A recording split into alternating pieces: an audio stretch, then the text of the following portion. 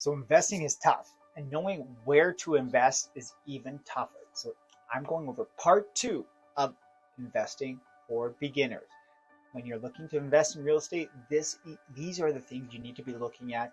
These are just the top line. You want to make sure that you're not missing anything when you're looking to start investing. Maybe you're a seasoned vet and you've just been out of the market for a little bit. Maybe you haven't purchased a property. Maybe you're just looking to get back a little bit more to the basics. I'm Mark Coons here, and I'm going to go over the top investors guides for beginners.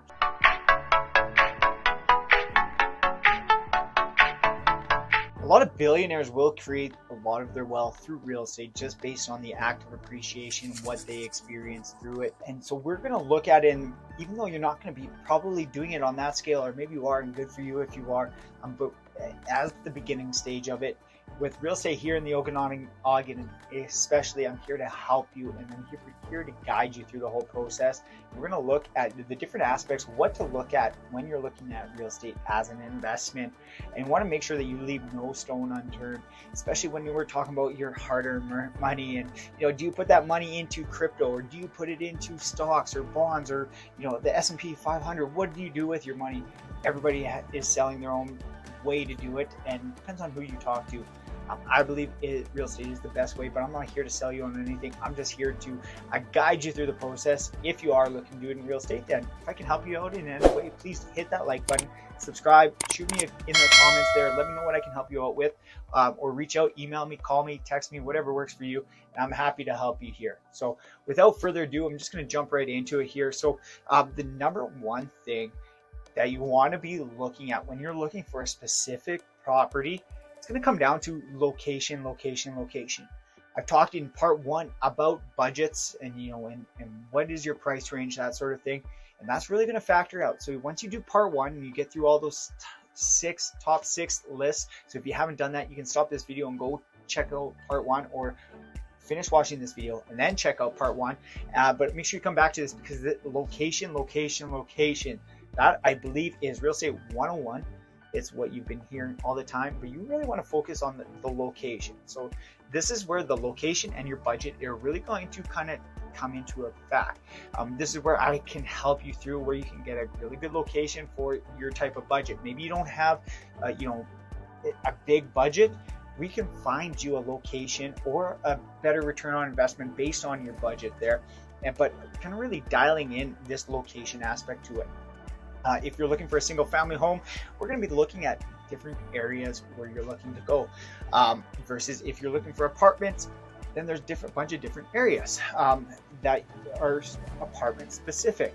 And if you're looking for a long-term rental versus a short-term rental, I'm really right now, just the way rental markets are going right now, and properties are increasing in value, and the amount of rent hasn't been increasing because of all the rental freezes that have been in place.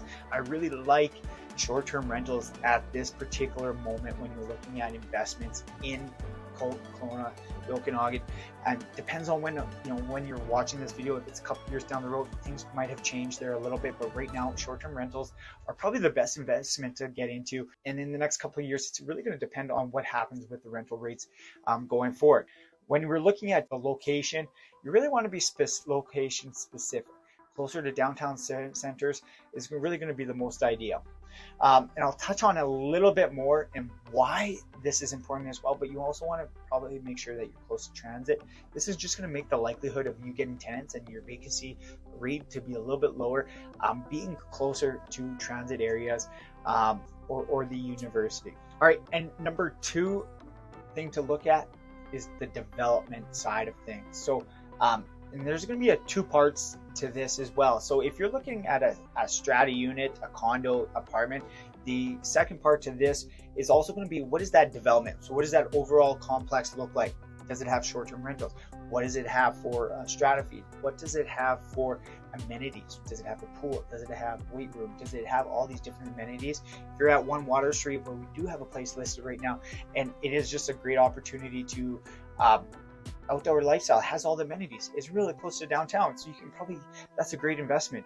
But if you're also looking at something that has a little bit less investment, little less amenities, you might be able to get a little bit better return on investment because you're not paying the higher strata fees as well. So maybe you'd be wanting to, if you really want to maximize it, maybe looking out at Rutland and getting a student rental, which a little bit lower price range. You don't have the location.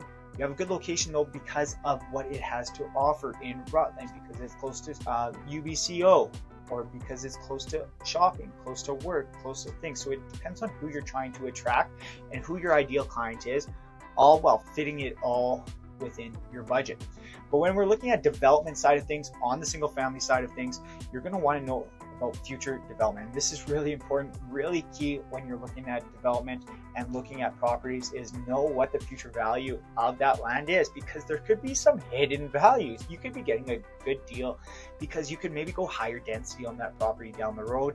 Maybe your neighbor decides to sell, maybe you can sell as a land assembly down the road.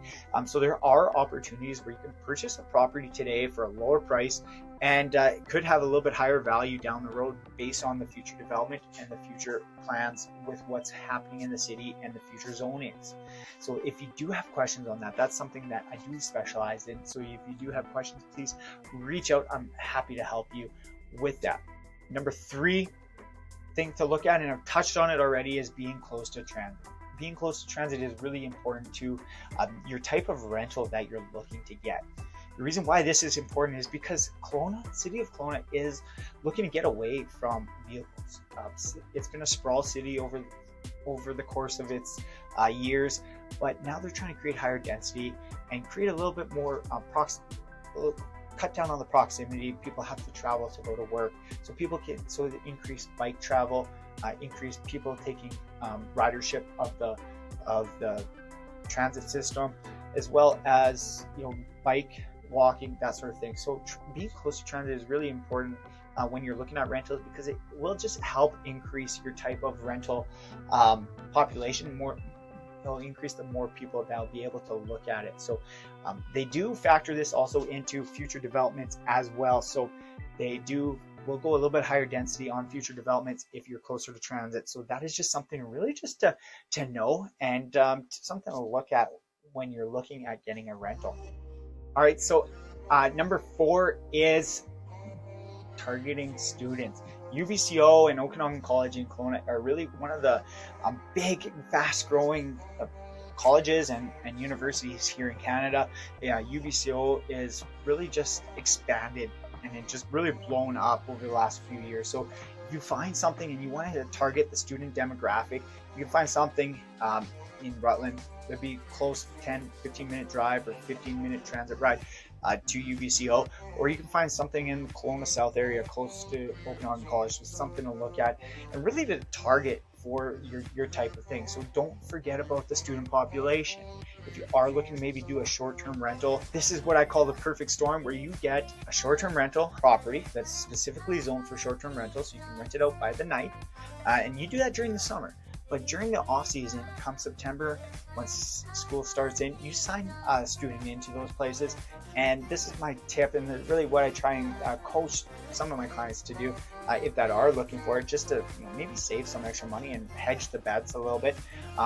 You'll want to also do your own research and make sure you know what you're getting into, and make sure you're protected with the type of tenancies you're entering into. Put a student in there for 8 months and have them leaving when school ends in April, and then you have that unit for the remainder of the summer to be able to short-term rent and maximize your profits on it while cutting down on the slower portion of the year. So that is just something really to focus on if you are. And just a tip, one of my top tips right now for investment in Kelowna. And number 5 here is just really what you want to make sure that you know to do is you want to know your clients. Okay, so just make sure you know who your potential clientele is, and this is going to happen when you are starting to look for the property.